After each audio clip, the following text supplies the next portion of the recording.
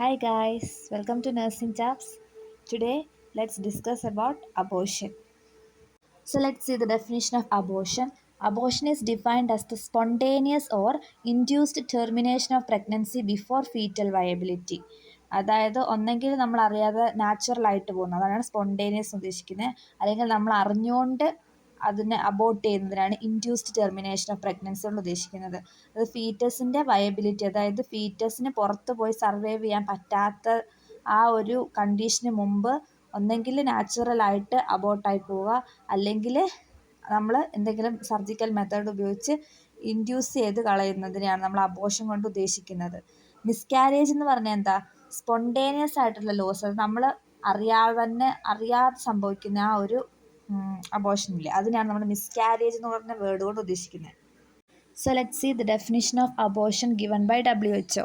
Abortion is the expulsion or extraction from its mother of an embryo or fetus weighing 500 gram or less when it is not capable of independent survival.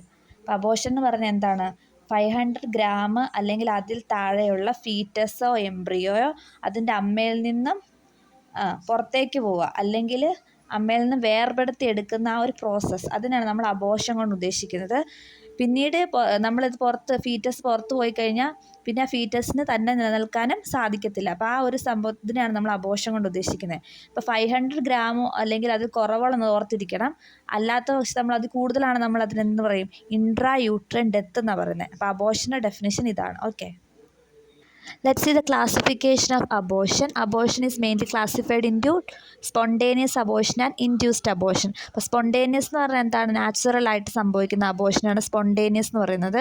Induced എന്ന് പറഞ്ഞാൽ deliberate, അതായത് നമ്മൾ ഒരു surgery നമ്മൾ മനഃപൂർവ്വമായിട്ട് കളയുന്നതിനാണ് induced കൊണ്ട് ഉദ്ദേശിക്കുന്നത്. അപ്പോൾ spontaneous അബോർഷനകത്ത് isolated, recurrent എന്ന് നമുക്ക് പറയാം. ഐസൊലേറ്റഡ് എന്ന് പറഞ്ഞാൽ ഒരു പ്രാവശ്യമൊക്കെ ഉണ്ടായിട്ടുണ്ടെങ്കിൽ നമ്മളത് ഐസൊലേറ്റഡ് സ്പോണ്ടേനിയസ് അബോർഷൻ എന്ന് പറയും. ഒന്നിൽ കൂടുതൽ പ്രാവശ്യം ഇങ്ങനെ ഉണ്ടായിട്ടുണ്ടെങ്കിൽ അതിനെ നമ്മൾ റിക്കറൻ്റ് സ്പോണ്ടേനിയസ് അബോർഷൻ എന്നാണ് പറയുന്നത്. അപ്പോൾ ഈ നമ്മുടെ സ്പോണ്ടേനിയസിൻ്റെ അടിയിൽ നമുക്ക് വീണ്ടും ക്ലാസിഫൈ ചെയ്യാം അബോർഷനെ. ഒന്ന് ത്രെട്ടൻഡ് അബോർഷനാണ്, രണ്ടാമത്തത് inevitable abortion, third one is complete abortion, fourth one is incomplete abortion, fifth one is missed abortion and sixth one is septic abortion ആണ്. അപ്പം മൊത്തം എത്ര എണ്ണം ഉണ്ട്? 6 ടൈപ്സ് ഓഫ് അബോർഷൻ ഉണ്ട് ഈ സ്പോണ്ടേനിയസിൻ്റെ അടിയിൽ. ഓക്കെ, അത് നമുക്ക് ഓരോന്നും ഡീറ്റെയിൽഡ് ആയിട്ട് കാണാം. ദെൻ രണ്ടാമത്തെ ടൈപ്പാണ് ഇൻഡ്യൂസ്ഡ് അബോർഷൻ എന്ന് പറഞ്ഞാൽ എന്താ? മനഃപൂർവ്വമായിട്ട് നമ്മൾ അബോർട്ട് ചെയ്ത് കളയുന്നത്. അത് രണ്ട് രീതിയിലുണ്ട്. അതിനകത്ത് ലീഗലും ഉണ്ട്, ഇല്ലീഗലും ഉണ്ട്. ലീഗലിനെയാണ് MTP, medical termination of pregnancy, അതായത് ഡോക്ടറിൻ്റെ ഒക്കെ ഒരു ഡോക്ടർ ചെയ്യുന്നതാണ് MTP എന്ന് പറയുന്നത്. മെഡിക്കൽ ടെർമിനേഷൻ ഓഫ് പ്രഗ്നൻസി നമ്മൾ പഠിച്ചിട്ടുള്ളതാണ്. അത് ലീഗലാണ്. ഇല്ലീഗൽ എന്ന് പറഞ്ഞാൽ അൺസേഫ് ആയിട്ടുള്ളതൊക്കെ, അത് അമ്മ തന്നെത്താനെ വേറെ ആരോടും പറയാൻ ചെയ്യത്തില്ലേ, അതൊക്കെയാണ് ഇല്ലീഗൽ. അതിൻ്റെ അകത്ത് വരുന്നത് septic abortion. Okay, next we can see the causes or etiological factors four abortion. അപ്പോൾ എന്തൊക്കെയാണെന്ന് നോക്കാം. ഒന്നാമത്താണ് ക്രോമസോമൽ അല്ലെങ്കിൽ ജനറ്റിക് ഫാക്ടേഴ്സ്, അതായത് നമ്മുടെ ജീൻസിലോ ക്രോമസോമിലോ ഒക്കെ ഉണ്ടാകുന്ന പ്രശ്നങ്ങൾ കാരണം. അപ്പോൾ എക്സാമ്പിൾ പറയുകയാണെങ്കിൽ അനൂപ്ലോയിഡി, പോളിപ്ലോയിഡി, ഓട്ടോസോമൽ ആയിട്ടുള്ള ഡിസോർഡേഴ്സൊക്കെ കാരണം ഉണ്ടാകുന്നതാണ്. ക്രോമസോമിൻ്റെ സ്ട്രക്ചറിൽ ഉണ്ടാകുന്ന റീഅറേഞ്ച്മെൻറ്റും പ്രശ്നങ്ങൾ കൊണ്ടൊക്കെ ഉണ്ടാകുന്നതാണ്. ആ കാരണങ്ങൾ കൊണ്ടുണ്ടാകുന്ന ഇതൊക്കെയാണ് ക്രോമസോമൽ ജനറ്റിക് ഫാക്ടേഴ്സിൻ്റെ അത് വരുന്നത്. രണ്ടാമത്താണ് എൻഡോക്രൈൻ ആൻഡ് മെറ്റബോളിക് ഫാക്ടേഴ്സ് എന്ന് പറയുമ്പോഴേ ഓർക്കുന്നുണ്ട് ചില ഹോർമോണൽ പ്രശ്നങ്ങൾ കാരണം ഉണ്ടാകുന്ന മിസ്കാരേജ്. അപ്പോൾ അതിനകത്ത് എൻഡോക്രൈൻ ആൻഡ് മെറ്റബോളിക് ഫാക്ടേഴ്സിനകത്ത് നമുക്ക് പ്രധാനപ്പെട്ട 3-4 കാര്യങ്ങൾ ഓർത്ത് വെക്കുക. ഒന്നാമത്തേന്ന് പറഞ്ഞാൽ ലൂട്ടിയൽ ഫേസിനുണ്ടാകുന്ന ഡിഫക്റ്റാണ്, ലൂട്ടിയൽ ഫേസ് ഡിഫക്റ്റ്. ലൂട്ടിയൽ ഫേസിൽ ഡിഫക്റ്റ് ഉണ്ടായിക്കഴിഞ്ഞാൽ എന്ത് സംഭവിക്കുമെന്ന് വെച്ചാൽ പ്രോപ്പറായിട്ടുള്ള ഇംപ്ലാന്റേഷനോ അല്ലെങ്കിൽ പ്ലാസൻ്റെ ഡെവലപ്മെൻ്റ് ഒന്നും നടക്കത്തില്ല. അങ്ങനെ വരുമ്പോഴത്തേക്കും എന്ത് സംഭവിക്കും? മിസ്കാരേജ് സംഭവിക്കും. അപ്പോൾ അതാണ് ഒന്നാമത്തത്. എൻഡോക്രൈനകത്ത് വരുന്ന ഒന്നാമത്താണ് ലൂട്ടിയൽ ഫേസ് ഡിഫക്റ്റ്. രണ്ടാമത്താണ് ഡെഫിഷ്യൻറ്റ് പ്രൊജസ്ട്രോൺ. നമുക്കറിയാം പ്രൊജസ്ട്രോൺ എന്ന് പറയുന്നത് എന്താണ്? പ്രഗ്നൻസിനെ സപ്പോർട്ട് ചെയ്യുന്ന ഹോർമോണാണ് അല്ലേ. അപ്പോൾ പ്രൊജസ്ട്രോൺ ഡെഫിഷ്യൻ്റ് ആയിട്ട് വരുമ്പോഴത്തേനും കോർപ്പസ് ലൂട്ടിയാണ് ഈ പ്രൊജസ്ട്രോണെ സെക്രീറ്റ് ചെയ്യുന്നത്. അപ്പോൾ അത് ഡെഫിഷ്യൻ്റ് ആയിട്ട്, നമ്മുടെ പ്രൊജസ്ട്രോൺ ഡെഫിഷ്യൻ്റ് ആയിട്ട് വരുമ്പോഴത്തേക്കും എന്നാ എൻഡോമെട്രിയത്തിൻ്റെ റെസ്പോൺസ്, പ്രൊജസ്ട്രോണുള്ള റെസ്പോൺസ് കുറയുകയും അങ്ങനെ മിസ്കാരേജ് ഉണ്ടാകാനും ചാൻസ് ഉണ്ട്. അപ്പോൾ അതാണ് ഡെഫിഷ്യൻറ്റ് പ്രൊജസ്ട്രോൺ. മൂന്നാമത്തെന്ന് പറഞ്ഞാൽ തൈറോയ്ഡ് അബ്നോർമാലിറ്റീസ് കാരണം മിസ്കാരേജസ് ഉണ്ടാകും. അപ്പോൾ നമ്മൾ അറിയാം പ്രഗ്നൻസി ഒക്കെ ആയി കഴിയുമ്പോഴേ തൈറോയ്ഡ് ടെസ്റ്റുകളൊക്കെ നടത്തും അമ്മയുടെ അല്ലേ. അപ്പോൾ അത് എന്ത് തടയാനാണ്, മിസ്കാരേജ് തടയാൻ വേണ്ടിയിട്ടും കുട്ടികളിൽ അല്ലെങ്കിൽ ഡൗൺ സിൻഡ്രം പോലുള്ള കുറേ പ്രശ്നങ്ങളും വരാം തൈറോയ്ഡ് പ്രശ്നം അമ്മയ്ക്കുണ്ടെങ്കിൽ. അപ്പോൾ അതുകൊണ്ട് നമ്മളത് ടെസ്റ്റ് ചെയ്യുന്നത്. അപ്പം തൈറോയ്ഡ് അബ്നോർമാലിറ്റീസ് ഒന്നെങ്കിൽ ഹൈപ്പോ തൈറോയിഡിസം ആണല്ലോ ഹൈപ്പർ തൈറോയിഡിസം ആണ്, രണ്ടും പ്രശ്നമാണ്. അപ്പോൾ തൈറോയ്ഡ് അബ്നോർമാലിറ്റീസ് കൊണ്ട് മിസ്കാരേജ് വരാം, അത് ഉണ്ട്. പിന്നെ ഡയബറ്റിസ് മെലിറ്റസ്, അമ്മയ്ക്ക് ജസ്റ്റേഷണൽ ഡയബറ്റിസ് മെലിറ്റസോ അമ്മയ്ക്ക് ഡയബറ്റിസ് മെലിറ്റസ് ഉണ്ടെങ്കിലും മിസ്കാരേജിനായിട്ടുള്ള സാധ്യതയുണ്ട്. അപ്പോൾ ഇതാണ് എൻഡോക്രൈൻ അല്ലെങ്കിൽ മെറ്റബോളിക് ഫാക്ടേഴ്സിനകത്ത് വരുന്നത്. അപ്പോൾ പ്രധാനമായിട്ട് 3 ഫാക്ടേഴ്സ് ഏതൊക്കെയാണ്? Luteal phase defect, deficient progesterone, then thyroid abnormalities, one more diabetes mellitus അല്ലേ. ഇതൊക്കെയാണ് എന്തിനകത്ത് വരുന്നത്? എൻഡോക്രൈൻ ആൻഡ് മെറ്റബോളിക് ഫാക്ടേഴ്സിനകത്ത് വരുന്നത്. Okay. Third one is anatomical ഫാക്ടേഴ്സാണ്. അപ്പോൾ അനാട്ടമിക്കൽ ഫാക്ടേഴ്സ് എന്ന് പറഞ്ഞാൽ എന്തായിരിക്കും? അനാട്ടമിക്കൽ എന്ന് പറഞ്ഞാൽ എന്താ? നമ്മുടെ ആ ഒരു ഘടനയിലുണ്ടാകുന്ന പ്രശ്നങ്ങൾ, നമ്മുടെ ഓർഗൻസിൻ്റെ എന്തെങ്കിലും ഡിഫക്റ്റ് അല്ലെങ്കിൽ അതിൻ്റെ സ്ട്രക്ചറിൽ ഉണ്ടാകുന്ന പ്രശ്നങ്ങൾ കാരണം ഉണ്ടാകുന്ന ടൈപ്പ് ഓഫ് മിസ്കാരേജാണ്. അപ്പോൾ അതിനകത്ത് സെർവിക്കോ യൂട്രൈൻ ഫാക്ടേഴ്സ് നമ്മൾ പൊതുവായിട്ട് വരുന്നത്. അപ്പോൾ സെർവിക്സിൽ ഉണ്ടാകുന്ന അനാട്ടമിക്കൽ ഡിഫക്റ്റ് കൊണ്ടും മിസ്കാരേജസ് ഉണ്ടാകാം, യൂട്രസിലുണ്ടാകുന്ന ഡിഫക്റ്റ് കൊണ്ടും ഇങ്ങനെ മിസ്കാരേജ് ഉണ്ടാകും. അപ്പോൾ അതിന് നമുക്ക് സെർവിക്കോ യൂട്രൈൻ ഫാക്ടേഴ്സ് എന്ന് പൊതുവായിട്ട് പറയാം. അപ്പോൾ സെർവിക്സിൽ എന്തൊക്കെ പ്രശ്നം വരുമ്പോഴാണ് ഇത് മിസ്കാരേജിലിട്ട് പോകുന്നത്? സെർവിക്കൽ ഇൻകോമ്പറ്റൻസ് ആണ്. അതാണ് ഏറ്റവും വലിയ സെർവിക്സിന് ഉണ്ടാകുന്ന അനാട്ടമിക്കൽ ഡിഫക്റ്റ്. എന്ന് വെച്ചാൽ സെർവിക്സ് 37 വീക്സ് വരെയൊക്കെ നോർമലായിട്ട് ക്ലോസ് ആയിട്ടിരുന്ന് ലേബറിൻ്റെ സമയത്താണ് അത് ഡയലേറ്റ് ചെയ്യുന്നത്. അപ്പോൾ സെർവിക്കൽ ഇൻകോമ്പറ്റൻസ് എന്ന് പറഞ്ഞാൽ സെർവിക്സിന് അങ്ങനെ ക്ലോസ് ആയിട്ടിരിക്കാൻ പറ്റത്തില്ല, അതായത് വീക്കായിട്ട് പോവുകയാണ്, അല്ലെങ്കിൽ സെർവിക്സ് ഭയങ്കര വീക്കായിട്ടൊക്കെ പോവുകയാണെങ്കിൽ പ്രോപ്പറായിട്ട് ക്ലോസ് ചെയ്ത് വെക്കാൻ പറ്റത്തില്ല. അങ്ങനെ വരുമ്പോൾ മിസ്കാരേജ് ഉണ്ടാകും. അപ്പോൾ അതാണ് സെർവിക്കൽ ഇൻകോമ്പറ്റൻസ്. പിന്നെ വരുന്നതാണ് നമ്മുടെ യൂട്രസിൻ്റെ റിലേറ്റഡ് ഫാക്ടേഴ്സ്. ഇപ്പോൾ യൂട്രസിനകത്ത് കൺജനൈറ്റൽ മാൽഫോർമേഷൻ ഓഫ് യൂട്രസ്, ജന്മന യൂട്രസിന് തകരാറുള്ളവർ, അതിന് എക്സാമ്പിളാണ് ബൈകോർണുവേറ്റ് യൂട്രസ്, സെപ്റ്റേറ്റ് യൂട്രസ് എന്നൊക്കെ പറയാം. അപ്പോൾ സെപ്റ്റേറ്റ് എന്നൊക്കെ പറഞ്ഞാൽ എന്താ?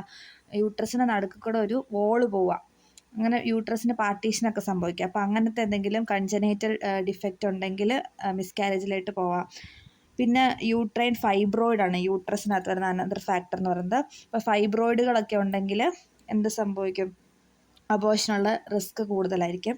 പിന്നെ വരുന്നതാണ് ഇൻട്രാ യൂട്രൈൻ അഡ്ഹഷൻസ്, എന്ന് വെച്ചാൽ യൂട്രസിൻ്റെ അകത്ത് എന്തെങ്കിലും ഇങ്ങനെ ഒട്ടിപ്പിടിക്കുന്ന പോലത്തെ സംഭവങ്ങളൊക്കെ. അപ്പോൾ അതൊക്കെ ഉണ്ടെങ്കിൽ എന്ത് സംഭവിക്കും? That interfere with implantation, placentation and foetal growth. ഇംപ്ലാന്റേഷനെ ബുദ്ധിമുട്ടിപ്പിക്കും, പ്ലാസൻറ്റേഷനിൽ പ്രശ്നം ഉണ്ടാക്കും, ഫീറ്റസിൻ്റെ ഗ്രോത്തിനും പ്രശ്നം ഉണ്ടാക്കും. അപ്പോൾ ഇതൊക്കെയാണ് അനാട്ടമിക്കൽ അബ്നോർമാലിറ്റീസിനകത്ത് വരുന്നത്.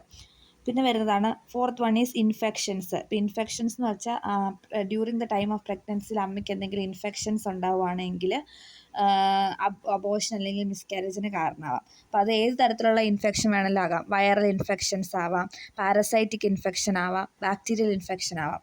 വൈറൽ ഇൻഫെക്ഷൻ എക്സാമ്പിളാണ് റുബല്ല, സൈറ്റോമെഗാലോ വൈറസ് ആ ഇൻഫെക്ഷൻസ് ഒക്കെ. പാരസൈറ്റിക് എക്സാമ്പിളാണ് ടോക്സോപ്ലാസ്മ, മലേറിയ പോലുള്ളതൊക്കെ. ബാക്ടീരിയലിന് എക്സാമ്പിളാണ് യൂറിയോപ്ലാസ്മ, ക്ലമൈഡിയ, ബ്രൂസെല്ല പോലുള്ള ഇൻഫെക്ഷനൊക്കെ. അപ്പം ഇതൊക്കെ ഇങ്ങനെ ഇൻഫെക്ഷൻസ് ഉണ്ടായാലും അബോർഷന് കാരണമാവാം. പിന്നെ വരുന്നത് ആണ് നമ്മുടെ ഇമ്മ്യൂണോളജിക്കൽ ഫാക്ടേഴ്സ്. ഇമ്മ്യൂണോളജിക്കൽ ഫാക്ടേഴ്സിനകത്ത് വരുന്നതാണ് ആൻറ്റി ഫോസ്ഫോലിപ്പിഡ് ആൻറ്റിബോഡി സിൻഡ്രം എന്ന് പറഞ്ഞാൽ എന്താ? ആ സിൻഡ്രം എന്ന് ഉദ്ദേശിക്കുന്നത് ഇങ്ങനെ ഈ ആൻറ്റി ഫോസ്ഫോലിപ്പിഡ് ആൻറ്റിബോഡി ഉണ്ടാവുകയാണെങ്കിൽ എന്ത് സംഭവിക്കും? ട്രോഫോബ്ലാസ്റ്റിൻ്റെ ഫങ്ഷനും ഡിഫറൻഷിയേഷനും ഒക്കെ അത് പ്രശ്നം ഉണ്ടാക്കുകയും അങ്ങനെ ലോക്കൽ ഇൻഫ്ലമേറ്ററി മീഡിയേറ്റേഴ്സ് ആയിട്ടുള്ള സൈറ്റോക്കിൻ, ഇൻ്റർലൂക്കിൻ ഇതെല്ലാം ഒത്തിരി അങ്ങോട്ട് റിലീസ് ചെയ്യും. അങ്ങനെ നമ്മുടെ യൂട്രോപ്ലാസൻ്റൽ വാസ്കുലാർ ബെഡ് ത്രോംബോസിസ് ആയി പോകും, എന്ന് വെച്ചാൽ ക്ലോട്ടൊക്കെ ആയി പോകും എന്നാണ് പറയുന്നത്. അപ്പോൾ അൾട്ടിമേറ്റ്ലി ഫീറ്റസിന് എന്തുണ്ടാകും? ഹൈപ്പോക്സി ഉണ്ടാകുക, അങ്ങനെ മിസ്കാരേജിലായിട്ട് പോകും. അപ്പോൾ അതാണ് ഒന്നാമത്തെ ഇമ്മ്യൂണോളജിക്കൽ ഡിസോർഡറിനകത്ത് വരുന്നതാണ് നാച്ചുറൽ കില്ലർ സെൽസ്. രണ്ടാമത്താണ്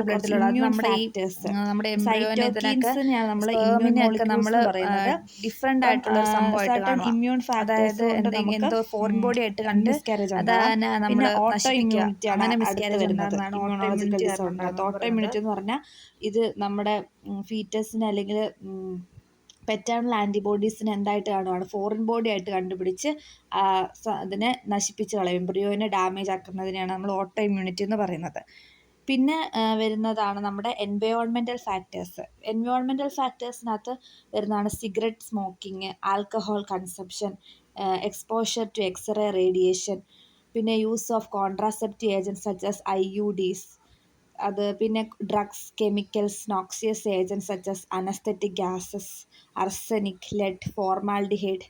ഇതൊന്നും കൂടാതെ നമ്മുടെ മിസ്ലേനിയസിനകത്ത് വരുന്നതാണ് നമ്മൾ ഹെയർ ഡൈ ഉപയോഗിക്കുന്ന മദേഴ്സ്. ഇതൊക്കെയാണ് എൻവയോൺമെൻറ്റൽ ഫാക്ടേഴ്സിനകത്ത് വരുന്ന ഇത്. ഓക്കെ, പിന്നെ വരുന്നതാണ് ത്രോംബോഫീലിയ. ത്രോംബോഫീലിയ എന്ന് പറഞ്ഞാൽ എന്താ? അതെന്ന് പറയുന്നത് ഒരു കണ്ടീഷനാണ്. അവിടെ എന്താണ്, വെയിൻസിലും നമ്മുടെ ആർട്ടറീസിലൊക്കെ ഉള്ള ബ്ലഡ് ബ്ലഡ് ക്ലോട്ടായി പോകുന്ന ഒരു ഡിസോർഡർ നമ്മൾ ത്രോംബോഫീലിയ എന്ന് പറയുന്നത്. അപ്പോൾ അമ്മയ്ക്ക് ത്രോംബോഫീലിയ ഉണ്ടെങ്കിൽ എന്തുണ്ടാവാം, പ്രോട്ടീൻ സി റെസിസ്റ്റൻസ് മൂലം നമുക്ക് എന്തുണ്ടാവും, പെട്ടെന്ന് മിസ്കാരേജ് ഉണ്ടാകാൻ വേണ്ടിയിട്ടുള്ള ചാൻസ് വളരെ കൂടുതലാണ്. പിന്നെ പെറ്റേണൽ ഫാക്ടേഴ്സ് ഉണ്ട്. അതിൻ്റെ അകത്ത് വരുന്നതാണ് സ്പേമിന് എന്തെങ്കിലും ക്രോമസോമൽ അനോമലിയൊക്കെ ഉണ്ടെങ്കിൽ ഈ മിസ്കാരേജിലേക്ക് പോകാം. പിന്നെ വരുന്ന ഫാക്ടേഴ്സാണ് അൺഎക്സ്പ്ലെയിൻഡ് ഫാക്ടേഴ്സ്. എന്ന് വെച്ചാൽ നമുക്ക് എക്സാക്റ്റ് കോസ് അറിയത്തില്ല. ചിലപ്പം ഇൻക്രീസ്ഡ് ഏജ്, മെറ്റേണൽ ഏജ് ആവാം. അപ്പം നമുക്ക് എക്സാക്റ്റ് കോസ് അറിയത്തില്ല. അതിനെയാണ് നമ്മൾ അൺഎക്സ്പ്ലെയിൻഡ് ഫാക്ടേഴ്സിനകത്ത് പറയുന്നത്. Okay, let's see the mechanism of abortion or miscarriage. അപ്പം നമുക്ക് 3ആയിട്ട് തന്നെ തിരിക്കാം. ഒന്ന് ബിഫോർ 8 വീക്സ് എന്നും, രണ്ടാമത്തത് between 8 weeks and 14 weeks, third one എന്ന് പറയുന്നത് ബിയോണ്ട് 14 വീക്സ്. ഇവിടെ എങ്ങനെ നമ്മൾ മാനേജ് ചെയ്യുന്നതെന്നാണ് പറയുന്നത്. അപ്പോൾ ബിഫോർ 8 വീക്സ് ആണെങ്കിൽ the ovum surrounded by the villi with residual covering is expelled out intact. Sometimes external os fails to dilate, so the entire mass accommodated in the cervical canal. എന്ന് പറയുമ്പോൾ 8 ആഴ്ചയ്ക്ക് മുമ്പാണെങ്കിൽ ഓവവും അതിന് ചുറ്റുമുള്ള villi, ഡെസിഡുവൽ covering, complete സാധനങ്ങൾ ഫുള്ളും എന്ത് സംഭവിക്കുകയാണ്, expelled out ചെയ്യുവാണ്. ചിലപ്പം എക്സ്റ്റേണൽ ഓസ് മോസ്റ്റ് പ്രോബബ്ലി നമ്മുടെ എക്സ്റ്റേണൽ ഓസ്, യൂട്രസിൻ്റെ ആ ഓസ് ക്ലോസ്ഡ് ആയിട്ടായിരിക്കും ഇരിക്കുന്നത്. അപ്പം അങ്ങനെ വരുമ്പോഴത്തേക്ക് ഈ സംഭവം പുറത്തേക്ക് പോകണമെന്നില്ല. അപ്പം നമ്മൾ എന്ത് ചെയ്യണം? അപ്പോൾ നമ്മൾ അതിന് പറയുന്ന പേരാണ് സെർവിക്കൽ മിസ്കാരേജ് എന്ന് പറയുന്നത്. അപ്പോൾ നമ്മൾ ഡിയാൻസി ഒക്കെ ചെയ്യുന്ന പറയും. രണ്ടാമത്തെ ടൈപ്പാണ് ബിറ്റ്വീൻ 8 വീക്സ് ആൻഡ് 14 വീക്സ് ആണെങ്കിൽ, ആ ഒരു കാലയളവിനുള്ളിലാണ് മിസ്കാരേജ് ഉണ്ടായെങ്കിൽ the expulsion of foetus and membrane.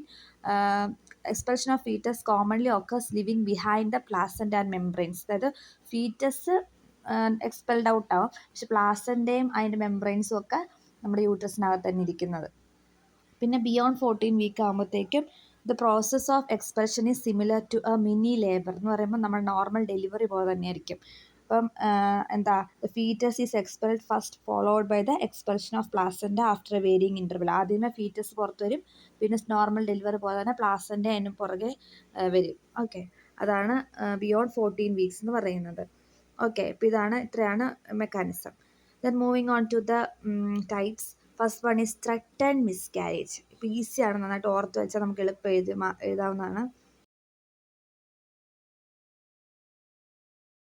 Okay, threatened miscarriage നോക്കാം. ഡെഫിനിഷൻ ഇതാണ്: it is a clinical entity where the process of miscarriage has started but has not progress to a state from which recovery is impossible. എന്ന് പറയുമ്പോൾ ഇതൊരു കണ്ടീഷനാണ്. ഈ abortion എന്താണെന്ന് വെച്ചാൽ miscarriage start ചെയ്തിട്ടുണ്ട്, പക്ഷെ നമുക്ക് അതിൽ നിന്ന് റിക്കവറി പോസിബിൾ ആയിട്ടുള്ളൊരു കണ്ടീഷൻ, അതാണ് ത്രട്ടൻഡ്. നമ്മൾ പേടിപ്പിക്കാമെന്ന് ആ വാക്കിൽ തന്നെയുണ്ട്, പേടിപ്പിക്കത്തുള്ളൂ. ഓക്കെ, ഫുൾ മിസ്കാരേജിലോട്ട് പോകാനായിട്ടുള്ള ചാൻസ് ഇല്ല, പക്ഷേ സ്റ്റാർട്ട് ചെയ്തിട്ടുണ്ട് പ്രോസസ് ഓഫ് മിസ്കാരേജ്. നമുക്കത് നേരത്തെ ഐഡൻറ്റിഫൈ ചെയ്ത് ട്രീറ്റ് ചെയ്താൽ നമുക്ക് ആ കണ്ടീഷനിൽ നിന്ന് റിക്കവർ ആവാൻ പറ്റും. ഇതിൻ്റെ അർത്ഥം മാത്രം ഓർത്ത് വെച്ചാൽ മതി. അബോർഷൻ സ്റ്റാർട്ട് ചെയ്തിട്ടുണ്ട്, പക്ഷെ നമ്മൾ നന്നായിട്ട് ട്രീറ്റ് ചെയ്യുവാണ് എങ്കിൽ, അല്ലെ ഏർലി മാനേജ്മെൻറ്റിലൂടെ നമുക്ക് ആ പ്രോസസ്സ് റിവേഴ്സ് ചെയ്യാൻ പറ്റുന്നൊരു കണ്ടീഷൻ, റിക്കവറി പോസിബിൾ ആയിട്ടുള്ള കണ്ടീഷനാണ് ഇത്. Okay, then moving on to the clinical features of threatened miscarriage.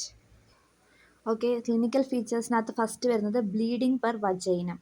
എന്ന് വെച്ചാൽ ബ്ലീഡിങ് ഉണ്ടായിരിക്കും, അല്ലേ? ഇറ്റ് ഈസ് യൂഷ്വലി സ്ലൈറ്റ് ആയിട്ടുള്ള, മേ ബി ബ്രൗണിഷ് ആയിട്ടുള്ള, അല്ലെങ്കിൽ ബ്രൈറ്റ്, ഒന്നെങ്കിൽ ബ്രൗണിഷ് അല്ലെങ്കിൽ ബ്രൈറ്റ് റെഡ് കളറിലുള്ള ബ്ലീഡിങ് ആയിരിക്കും ഉണ്ടാകുന്നത്. പിന്നെ ഇത് കൂടുതലായിട്ടും കാണുന്നത് ലേറ്റ് സെക്കൻഡ് ട്രൈമസ്റ്റർ ഒക്കെ ആകുമ്പോഴായിരിക്കും. ആൻഡ് ബ്ലീഡിങ് സ്റ്റോപ്സ് സ്പോണ്ടേനിയസ്ലി, കുറച്ച് കഴിയുമ്പോൾ ഈ ബ്ലീഡിങ് തന്നെ സ്റ്റോപ്പ് ആവുകയും ചെയ്യും തന്നെത്താനെ. അപ്പോൾ അതാണ് ഒന്നാമത്തെ സൈനാണ് ബ്ലീഡിങ് പെർ വജൈന. ഓക്കെ, ഇപ്പോൾ ബ്രൗണിഷ് അല്ലെങ്കിൽ ബ്രൈറ്റ് റെഡ് കളറിലുള്ള ബ്ലീഡിങ് ആയിരിക്കും എന്ന് ഓർക്കണം. അടുത്ത ഫീച്ചറാണ് pain. Bleeding is usually painless ആയിരിക്കും. അപ്പോൾ ബ്ലീഡ് ചെയ്യുന്ന സമയത്ത് പെയിൻ ഒന്നും വലുതായിട്ടുണ്ടായിരിക്കത്തില്ല. പക്ഷേ മൈൽഡ് ക്രാംസും ബാക്ക് ഏക്ക്, പുറം വേദന, ഡള്ളായിട്ടുള്ള പെയിൻ ഉണ്ടായിരിക്കും ലോവർ അബ്ഡോമനിലൊക്കെ. അപ്പോൾ ഈ പെയിൻ കൂടുതലായിട്ടും ഉണ്ടാകുന്നത് ആഫ്റ്റർ ദ ബ്ലീഡിങ് ആയിരിക്കും. യൂഷ്വലി ഹെമറേജിന് ശേഷം അല്ലെ ബ്ലീഡിങ്ങിന് ശേഷമായിരിക്കും ഈ പെയിൻ ഡെവലപ്പ് ചെയ്യുന്നത്. അപ്പോൾ രണ്ടാമത്തെ ക്ലിനിക്കൽ ഫീച്ചറാണ് പെയിൻ. ഓക്കെ, ബ്ലീഡിങ് പെർ വജൈനയും പെയിനുമാണ് പ്രധാനപ്പെട്ട clinical features of threatened abortion എന്ന് പറയുന്നത്. ഓക്കെ, പിന്നെ വരുന്നതാണ് നമ്മൾ പെൽവിക് എക്സാമിനേഷൻ നടത്തുമ്പോൾ കിട്ടുന്ന ഫൈൻഡിങ്സ് എന്തൊക്കെയാണെന്നാണ്. അപ്പോൾ നമുക്ക് ഒന്നാമതായിട്ട് നമുക്ക് ചെയ്യാൻ പറ്റുന്ന സ്പെക്കുലർ എക്സാമിനേഷൻ.